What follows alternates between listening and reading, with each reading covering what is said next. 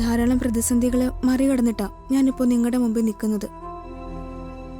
തകർന്നു പോയെടുത്തൊന്ന് ഞാൻ ഇതുവരെ റിക്കവർ ആയിട്ടില്ല. അതുകൊണ്ട് എന്റെ സംസാരത്തിലും പെരുമാറ്റത്തിലും ഒക്കെ നിങ്ങൾക്ക് വൈരുദ്ധ്യം തോന്നിയേക്കാം.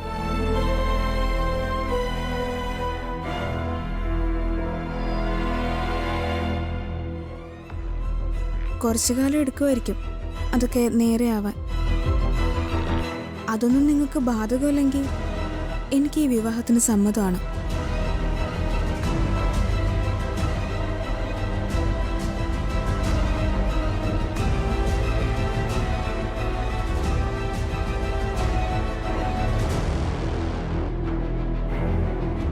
മോള് ഞങ്ങളൊന്ന് പേടിപ്പിച്ചു, എങ്കിലും ഇപ്പൊ സന്തോഷമായി.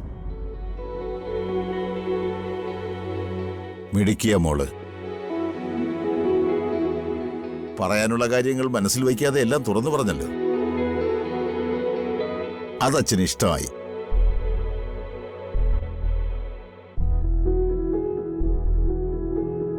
ഇങ്ങനെയെല്ലാം ആരോടെങ്കിലും തുറന്നു പറയുന്നതാ നല്ലത്. മോളെ ഞങ്ങൾക്ക് മനസ്സിലാവും. എന്റെ മോൻ ഒരു തരത്തിലും മോളെ വിഷമിപ്പിക്കില്ല.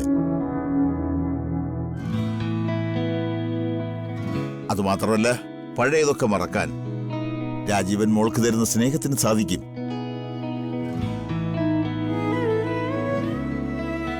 ഇപ്പോ ഈ കാണുന്ന സ്നേഹമോളല്ല, ശരിക്കുമുള്ള സ്നേഹമോളെന്ന് ഞങ്ങൾക്ക് മനസ്സിലായി. ആ പഴയ സ്നേഹയെ ജീവിതത്തിലേക്ക് തിരിച്ചു കൊണ്ടുവരാൻ എന്റെ മോൻ രാജീവന് സാധിക്കും.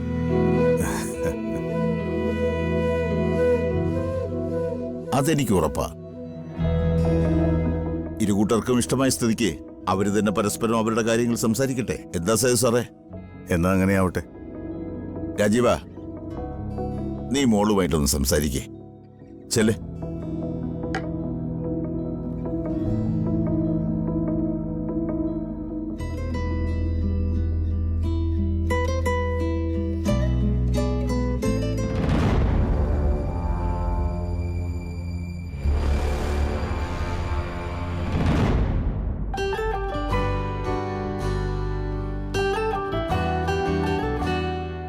എനിക്ക് എന്താ പറയണ്ടേന്നറിയില്ല.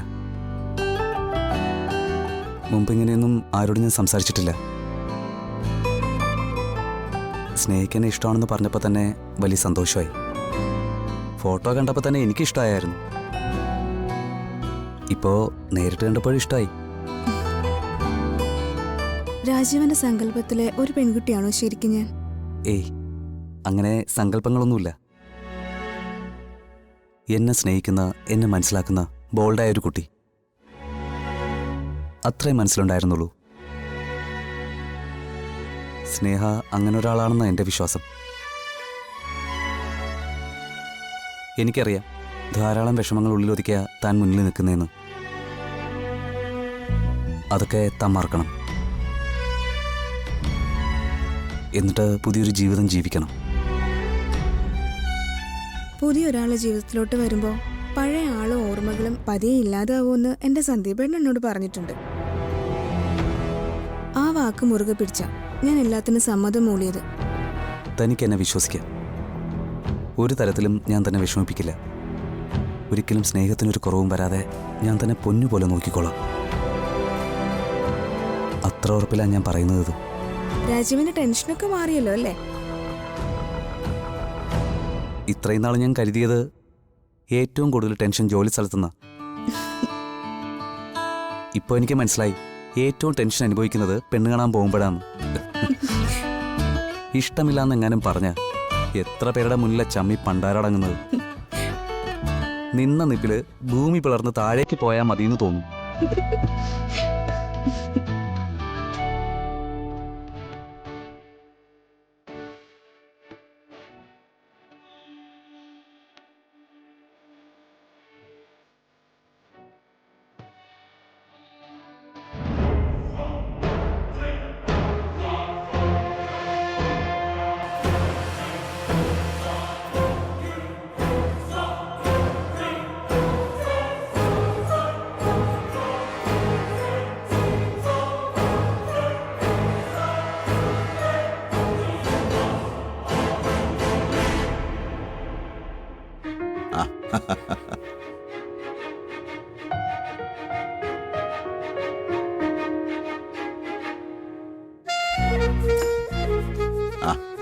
ഇരുകൂട്ടർക്കും ഇഷ്ടമായ സ്ഥിതിക്ക് ഇനി നിശ്ചയത്തിന്റെ ഏർപ്പാടുകൾ ചെയ്യാമെന്ന് തോന്നുന്നു.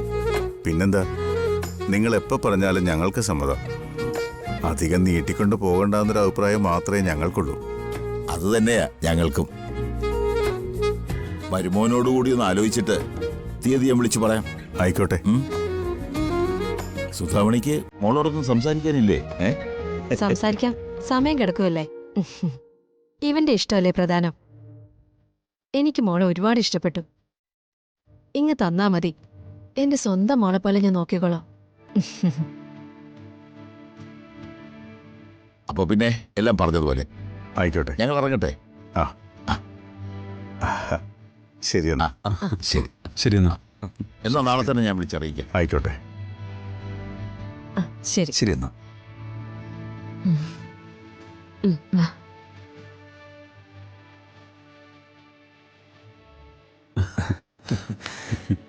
അച്ഛാ,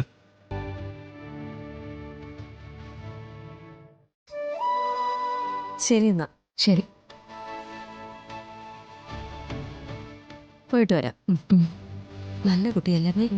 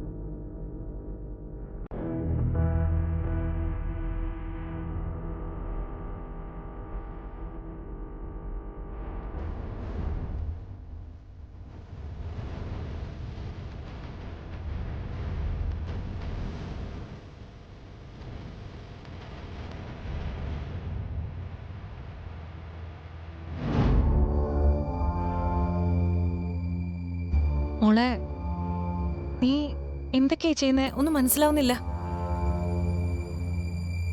എടുത്തേക്ക് എന്താ മനസ്സിലാവാത്തെ?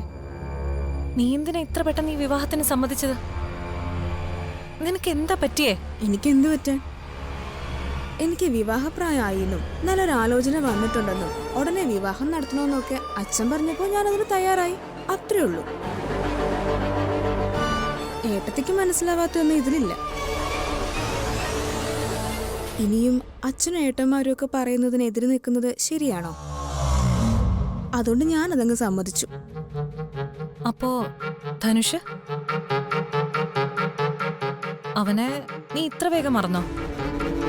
ഇന്നലെ വരെ അവനെ മാത്രമേ വിവാഹം കഴിക്കൂന്ന് പറഞ്ഞു നീ അതൊക്കെ ഇത്ര വേഗം മറന്നോ?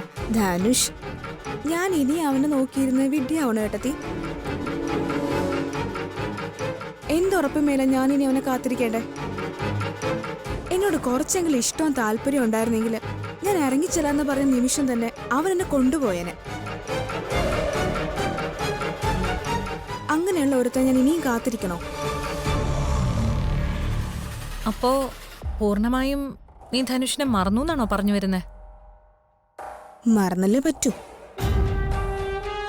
സന്ദീപേട്ടനൊക്കെ പറഞ്ഞത് ശരിയാ. മറ്റൊരാൾ നമ്മുടെ ജീവിതത്തിലോട്ട് കടന്നു വരുമ്പോ പഴയതെല്ലാം നമ്മൾ മറന്നു തുടങ്ങും. ദേ, ഇപ്പൊ ഏട്ടത്തി ഒന്ന് ധനുഷിന്റെ കാര്യം പറഞ്ഞപ്പോഴാ ഞാൻ അവനെ ഓർക്കുന്നത് തന്നെ. ധനുഷിനെക്കാളും എന്നെ സ്നേഹിക്കാനും എന്റെ കാര്യങ്ങൾ നോക്കാനും ദേ ഇപ്പൊ വന്നുപോയ ആൾക്ക് പറ്റും. ഞാൻ ഈ തീരുമാനം നേരത്തെ എടുക്കേണ്ടതായിരുന്നു. ചില നല്ല ബുദ്ധികൾ താമസിച്ചല്ലേ ഉദിക്കാറുള്ളൂ. അല്ല, എന്നിട്ട് നീ ഈ കാര്യം ധനുഷിനോട് പറഞ്ഞോ? എന്തിന്? അതിന്റെ ആവശ്യമുണ്ടെന്ന് എനിക്ക് തോന്നുന്നില്ല. അവന് കഴിവില്ലാത്തത് കൊണ്ട് ഞാൻ മറ്റൊരാളുടെ കൂടെ പോകുന്നു, അത്രേ ഉള്ളൂ. അത് അവനെ പറഞ്ഞ് ബോധ്യപ്പെടുത്തേണ്ട ഒരു ബാധ്യത എനിക്കില്ല. ഞാൻ അങ്ങനെ ചെയ്യേയില്ല. എന്റെ ഒരു കാര്യം ഇനി അവൻ അറിയണ്ട. അവന്റെ കാര്യങ്ങൾ എനിക്കും. എന്റെ ഈ സ്വഭാവ മാറ്റം കണ്ട് ഏട്ടത്തെ അത്ഭുതപ്പെടുകയൊന്നും വേണ്ട. ഞാൻ നല്ലോണം ആലോചിച്ച് തീരുമാനം എടുത്തതാ. ശരി ശരി, നീ വേഷമൊക്കെ മാറ, ഉം. ഞാൻ പിന്നെ വരാം.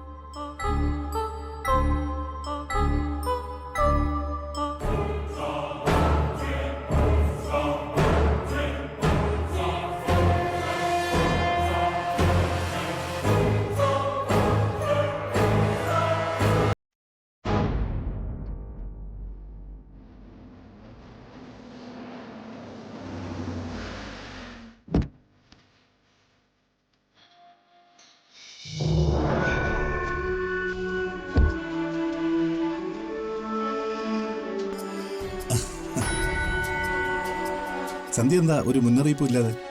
എനിക്കിവിടേക്ക് വരാൻ ഒരു മുന്നറിയിപ്പിന്റെ ആവശ്യമുണ്ടോ? ഒരാവശ്യമില്ല, ഏത് സമയത്തും സന്ധ്യയ്ക്ക് ഇവിടെ വരാമല്ലോ. അല്ല, കുറച്ച് മുന്നേ വിളിച്ചിട്ടും ഇങ്ങോട്ട് വരുന്ന കാര്യം പറഞ്ഞില്ലല്ലോ, അതാ ഞാൻ ചോദിച്ചത്. പെട്ടെന്ന് കണ്ടപ്പോൾ സർപ്രൈസ് ആയിപ്പോയി. എന്നെ സർപ്രൈസ് ഒന്ന് ഞെട്ടിച്ച ആളല്ലേ, അത് കുറച്ചായി ഞാനും തിരികെ വീട്ടിൽ തുടങ്ങിയെന്ന് കരുതിയാൽ മതി. അങ്ങനെയാണേലും ഓക്കെ. ഇനിയും പല വലിയ സർപ്രൈസുകളും ഞാൻ സന്ധ്യയിൽ നിന്ന് പ്രതീക്ഷിക്കുന്നു. ആയിക്കോട്ടെ, പ്രതീക്ഷിക്കുന്നതിന് ചെലവൊന്നുമില്ലല്ലോ. ഞാൻ പലപ്പോഴും പറയുന്നത് എന്താണെന്ന് സന്ധ്യയ്ക്ക് മനസ്സിലാവില്ലെന്ന് തോന്നുന്നു. അത് ഈ വട്ടം ചുറ്റി പറയുന്നുണ്ടാ. ഉള്ളത് മര്യാദയ്ക്ക് പറഞ്ഞാ എനിക്ക് മനസ്സിലാവും. എത്ര വയസ്സായി നന്ദന്? അതെന്താ അങ്ങനെ ചോദിച്ചത്? വയസ്സൊക്കെ കുറച്ചായി. പക്ഷേ എന്റെ മുന്നിൽ നിൽക്കുമ്പോഴും എന്നോട് സംസാരിക്കുമ്പോഴും നന്ദനൊരു 25-കാരന്റെ സംസാര ശൈലിയാ. അതെന്താ അങ്ങനെ? അതെന്റെ മാത്രം കുഴപ്പമല്ല. പൊതുവെ ആണുങ്ങൾ അങ്ങനെയാണെന്നാ എനിക്ക് തോന്നുന്നത്. മുന്നിൽ നിൽക്കുന്ന ആള് എത്ര പ്രിയപ്പെട്ടതാവുമ്പോ അവരെ സന്തോഷിപ്പിക്കാൻ വിഷമമുള്ളതൊന്നും പറയാതിരിക്കാനുള്ളൊരു ബാധ്യത ഉണ്ടല്ലോ. എന്ത് പറഞ്ഞാലും ഇഷ്ടപ്പെടുകയെന്ന് ഒരു പിടിയില്ലാത്തപ്പോ പറയുന്ന എന്തെങ്കിലും ഇഷ്ടമാകില്ലെന്നൊരു പേടിയുണ്ട്. അതുകൊണ്ടാ സൂക്ഷിച്ചും കണ്ടുമൊക്കെ സംസാരിക്കുന്നത്. പിന്നെ സംസാരിക്കുമ്പോൾ സന്ധ്യയ്ക്ക് ബോറടിക്കാനും പാടില്ലല്ലോ. ഇത്രയൊക്കെ മനസ്സിൽ വെച്ചാണോ നന്ദന എന്നോട് സംസാരിക്കുന്നത്? എന്നാൽ അതിന്റെ ഒന്നും ആവശ്യമില്ല. നന്ദൻ എന്ത് പറഞ്ഞാലും എനിക്ക് ബോറടിക്കുകയില്ല. പോരെ? ആദ്യമായിട്ടാ ഇങ്ങനെയൊക്കെ ഞാൻ കേൾക്കുന്നത്. മുന്നിൽ നിൽക്കുന്നയാളെ പ്രിയപ്പെട്ടതാവുന്നതിനൊപ്പം മനസ്സിലാക്കാൻ കൂടി ശ്രമിച്ച എല്ലാ പ്രശ്നവും തീരും. അല്ല, ഒരു അതിഥിയായിട്ട് ഞാൻ കയറി വന്നിട്ടും എന്നെ എന്താ അകത്തോട്ട് ക്ഷണിക്കാത്ത? അത് അതിഥിയായിട്ട് ഞാൻ കാണാത്തതുകൊണ്ട്. അങ്ങനെയാണെങ്കിൽ ഞാൻ തന്നെ അകത്തേക്ക് വരാം.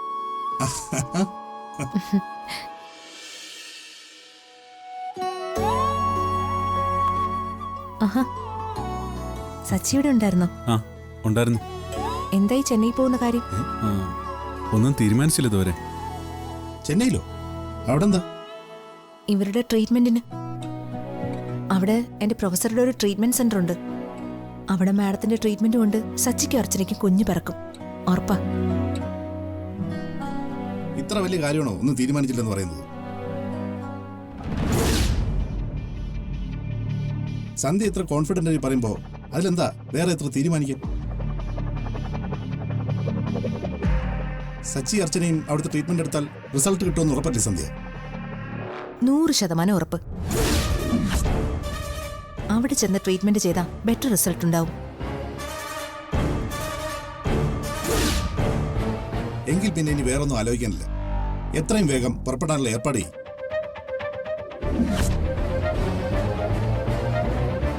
നാളെ കുഞ്ഞിന്റെ നൂലിട്ട് മറ്റന്നാ തന്നെ നിങ്ങൾ രണ്ടുപേരും പോണം. അതെ, ഇനിയും താമസിക്കണ്ട. താമസിക്കും തോറും കുഞ്ഞു വരാനും താമസിക്കും. ഇനി താമസമൊന്നുമില്ല. മറ്റന്നാ തന്നെ ഇവർ രണ്ടുപേരും ഞാൻ അങ്ങോട്ട് പറഞ്ഞു വിടും.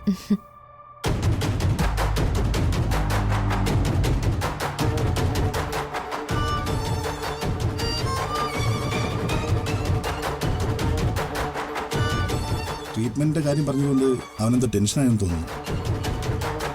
സന്ധ്യ ഒന്ന് അവനോട് സംസാരിക്കും.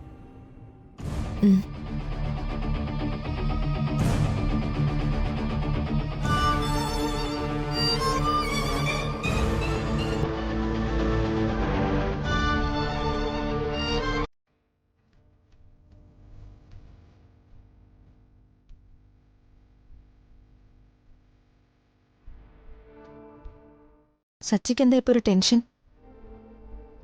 ഞാൻ ആലോചിക്കായിരുന്നു ഡോക്ടർ. ഡോക്ടർ ആദ്യം പറഞ്ഞ പോലെ ഇവിടെ തന്നെ ട്രീറ്റ് ചെയ്താൽ അർച്ചനയുടെ പ്രോബ്ലംസ് മാറില്ലേ? ആ, പോകാനുള്ള മടി കൊണ്ടൊന്നുമല്ല ചോദിക്കുന്നത് കേട്ടോ. ഇവിടെ ആവുമ്പോൾ ഡോക്ടറുടെ ശ്രദ്ധ എപ്പോഴും ഉണ്ടാവും. പിന്നെ അർച്ചന കുറച്ചുകൂടി ഓക്കെ ആയിരിക്കുന്ന ഞാൻ കരുതുന്നത്. അവിടെ ചെന്നിട്ട് എങ്ങനെയെങ്കിലും അർച്ചന ഈ സത്യം അറിഞ്ഞാൽ നമ്മൾ ഈ ചെയ്യുന്നതൊക്കെ വെറുതെ ആവില്ലെന്നൊരു തോന്നല്. ആ തോന്നല് തൽക്കാലത്തേക്ക് സച്ചി മാറ്റിവെക്ക്. ഞാൻ നിങ്ങളെ വെറുതെ അങ്ങോട്ട് റെഫർ ചെയ്യുമെന്ന് സച്ചിക്ക് തോന്നുന്നുണ്ടോ? ആ, അതില്ല. ഡോക്ടർ പറയുന്നതിൽ കാര്യമുണ്ടാവും. ഞാൻ എൻ്റെ ടെൻഷൻ കൊണ്ട് പറഞ്ഞു പോകുന്നേ. എനിക്ക് മനസ്സിലായി അത്. എല്ലാം കൊണ്ടും നിങ്ങൾ തൽക്കാലത്തേക്ക് ഇവിടുന്ന് മാറി നിൽക്കുന്നതാ നല്ലത്. ആതിര കുഞ്ഞിനെ എടുക്കാൻ സമ്മതിക്കാത്തത് അർച്ചനയ്ക്ക് ഉള്ളിൽ നല്ല വിഷമമായിട്ടുണ്ട്. ആ കുഞ്ഞിനെ കാണുന്തോറും ആ വിഷമം കൂടുകയും ചെയ്യും. ഡോക്ടർ അമലയുടെ ട്രീറ്റ്മെന്റിൽ 100% എനിക്ക് വിശ്വാസമുണ്ട്.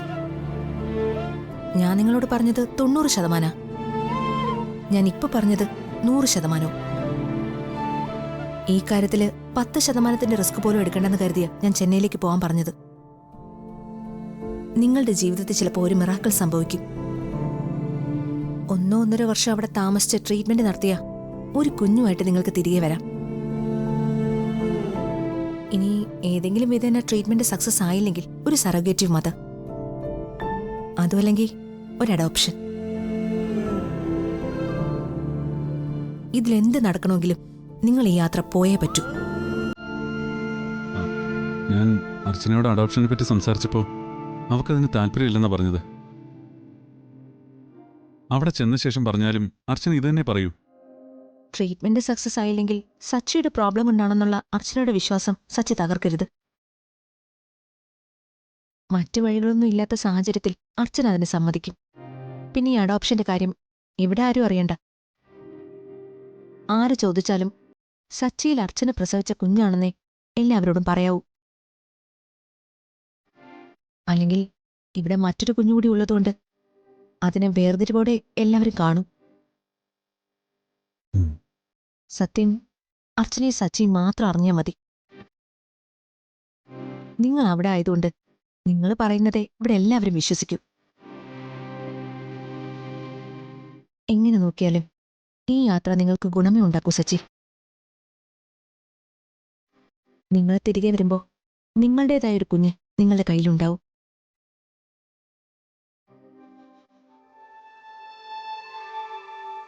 അർച്ചന ഒന്ന് മാറി നിന്ന ഇവിടെയുള്ള പല പ്രശ്നങ്ങൾക്കും അതൊരു പരിഹാരമാവുകയും ചെയ്യും.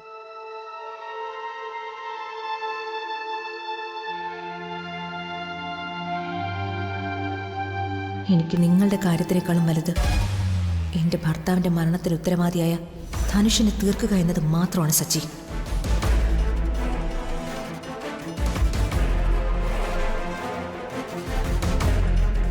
ഡോക്ടർ,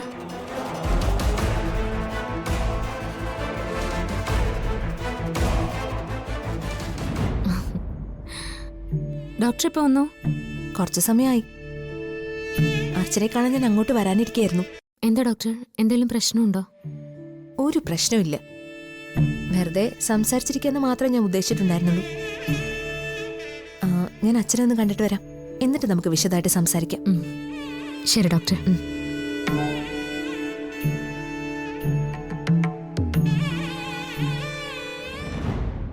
സച്ചിന്റെ മുഖത്ത് എന്താ ഒരു ടെൻഷൻ? ഏയ് ഒന്നുമില്ല. ഡോക്ടർ സംസാരിച്ചത് നമ്മുടെ ട്രീറ്റ്മെന്റിനെ കുറിച്ചായിരുന്നു. സച്ചേട്ടൻ ഒന്നുകൊണ്ട് വിഷമിക്കണ്ട. ചെന്നൈ പോയി ട്രീറ്റ്മെന്റ് ചെയ്യുന്നതോടെ എല്ലാം ശരിയാവും. എനിക്കിപ്പോ നല്ല ആത്മവിശ്വാസം തോന്നുന്നുണ്ട്. നമുക്ക് ഉടനെ പോവാം. ചെന്നൈയിലേക്കെന്നല്ല, ഈ ലോകത്തിന്റെ ഏത് കോണിലേക്കും പോവാം. അത്രയ്ക്ക് ആഗ്രഹിക്കുന്നില്ലേ നമ്മളൊരു കുഞ്ഞിനെ?